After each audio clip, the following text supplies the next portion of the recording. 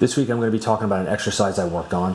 It is a diatonic 2-string scale thing.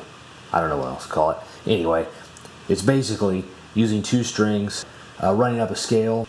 The emphasis here is going to be on playing cleanly as possible, picking, left hand technique, muting, a bunch of these things that I worry about a lot when I play really gain heavy guitar. So you're going to hear me struggling with that as usual. It's part of my thing now. So I've been working on it this week between say 15 to 20 minutes up to 60 minutes a day, just focused or primarily focused on this one exercise and some variants around it.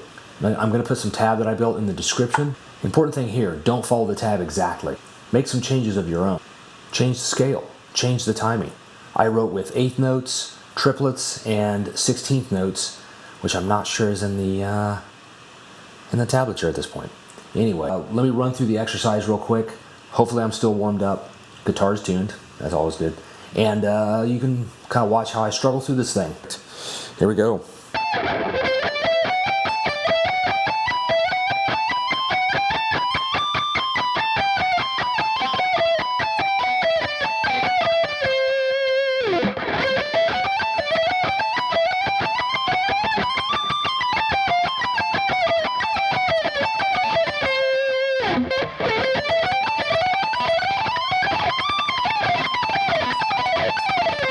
Alright, those 16th notes were shit, but you kind of get my point. You can see I still have work to do on it here. I'm playing effectively a G major scale, starting on a root of C, 2nd string, 13th fret, the C there. So it's basically like a C Lydian, if you want to look at it that way. What it's meant to do is not provide the same pattern for your fingers, so you've got to shift them a little bit.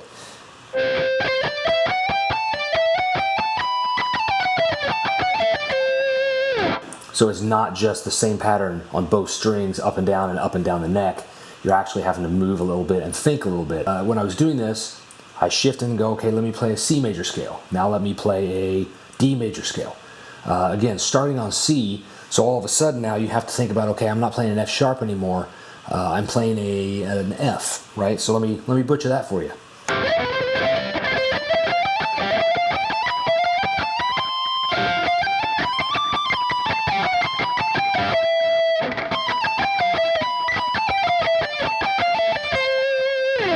So again, you saw me kind of miss a couple. That's good practice. Do a C. Let's do a D major. Of course, now you're not starting on a C. You're starting on a C sharp.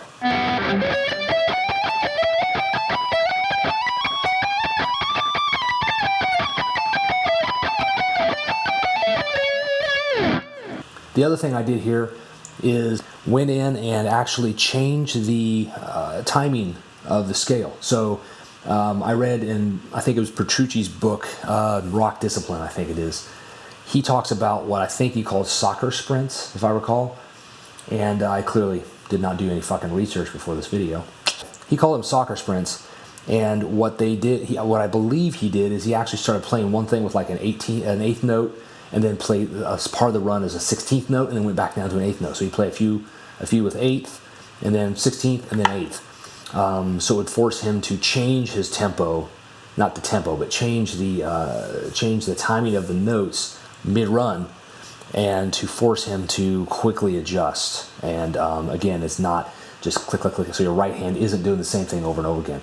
I do that with triplets, I do that with the 16th notes as well. This is great to do with a metronome. And I'd love to use the metronome inside of the Petrucci archetype plugin that I'm using because it's great. But I don't have it set up here, and I'm recording into Logic, so that would suck. So I'm not going to do that. Pretend it's there. So let me show you kind of moving between 8th and triplets, and if I can, I'll do even 8th and 16ths. It's going to be messy, but hang with me.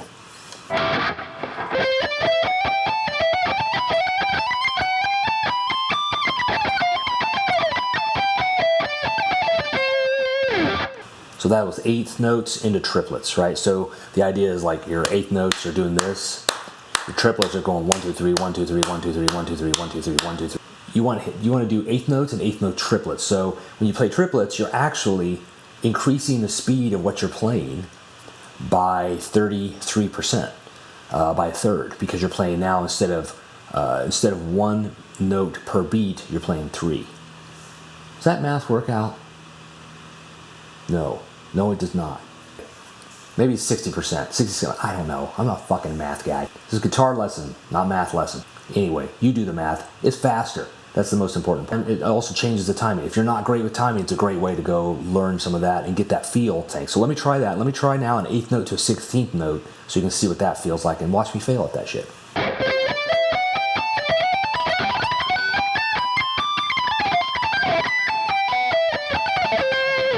So mix all that up. Do all sorts of stuff there.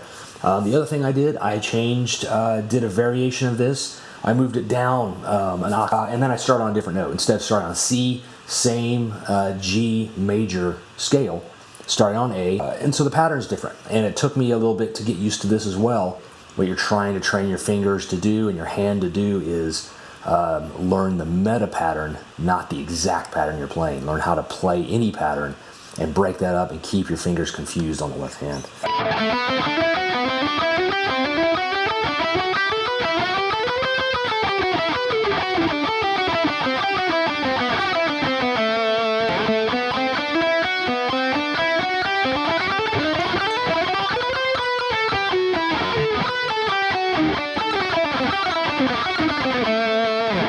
That sucked, but you get the idea. Here's some other things to think about, or at least what I'm thinking about. But most importantly, I'm focused on playing as cleanly as possible. So the idea here is I want to minimize any noise I hear from moving my left hand across the string. Again, I'm playing with a lot of gain, so it's really easy. It's really noisy, right?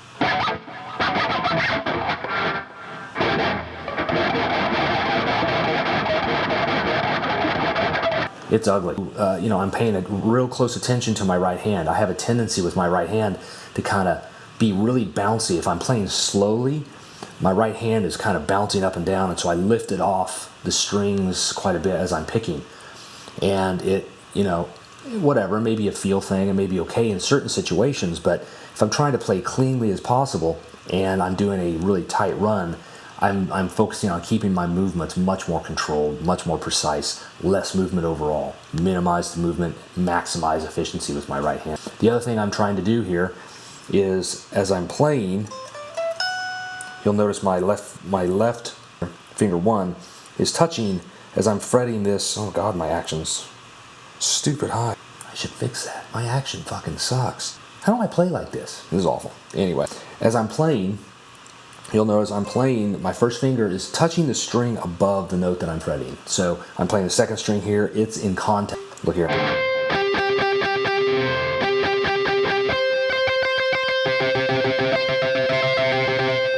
So I'm actually using my left hand, finger 1, to mute both the string, the first string. When I'm playing the second string, I'm muting the first string and the third string. Because that keeps it clean and keeps it also from ringing out as I move between strings. When I move to the first string to play the second set of 3 notes in this run, my first finger is in contact with that second string. And I'll play this again a little more slowly as I try to make sure it's real clear that I'm doing that.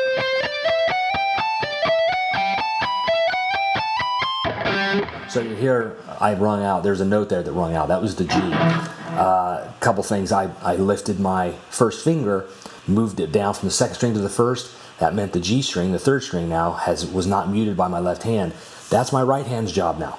In fact, I should be muting the G string with my right hand the whole time because I'm never playing any of that. Again, this is a thing where you're always having to clamp down based on what you're playing. With the electric guitar with a lot of gain, you're doing single notes.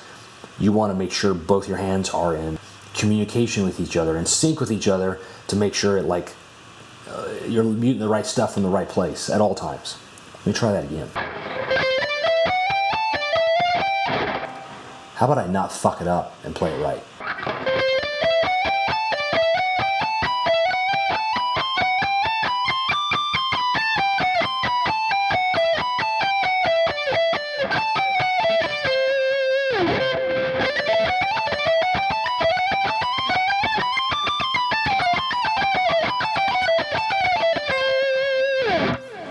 Go look at Petrucci, Satriani, Paul Gilbert. you'll notice that they hold when they're fretting. They've got their finger over. That fucking sucked. I lost my fucking video. Sync. Fucker. So you'll notice those guys, when they have their finger over the neck, you'll see their first finger is kind of slanted in, and it's really kind of rubbing up against that next string there. So that's what they're doing to keep those strings quiet as they move. What else to talk about?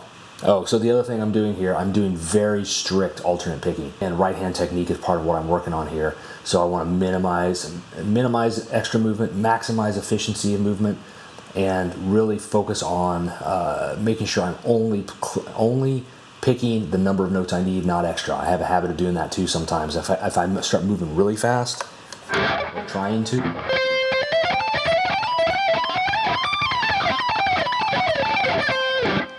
I'm either doing a downstroke or an upstroke for a given note.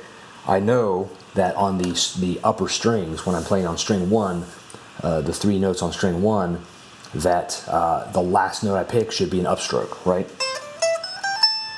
So you can see there, that note is an upstroke, upstroke, upstroke. Conversely, on the string 2, I should be entering the first note on a set of 3 on string 2 as a downstroke. Downstroke, downstroke, downstroke. So that gives me a 50% chance that I can tell at any time that I have put too many notes in or something like that, or I can hear that there's an extra picked note in there that I shouldn't have. So just pay attention to that. Start playing with, don't do it, dog. Start playing with 120 beats a minute, 80 beats a minute, 90 beats, 100, whatever you need. Start lower, get used to it, work your way up, play cleanly, and then add 10 beats per minute to the metronome, and then try it again. Then add 10 or 15, try it again. Try until you start to feel like you're not in control anymore, then back down and keep working at that level, then pick it back up again. Do it for several days. Spend 15, 30 minutes on it a day as part of your practice, not your entire practice, up to you. But if you don't enjoy this kind of stuff, don't force it. Make it part of the thing, so you've got, by the end of the week, you've got 2.5 hours of time into this thing. That's awesome. If you're playing 30 minutes a day. Oh God, did my book go sleep? You better not have. It still works. So that's what I've been working on this week. I will say that I feel like I've made some progress on this. It's not perfect. I've still got work to do, but it's going to enter my regular practice regimen. Playing clean like that has always been something I've struggled with, so building something that is dedicated towards trying to fix some of that and really focusing on this really small minutia, the minutia of playing 3 notes per string across an ascending and descending lick. That's a dedicated thing. That's what I got this week. Take it or leave it, whatever. You can suffer along with me on my journey to get slightly better. Alrighty, catch you next time.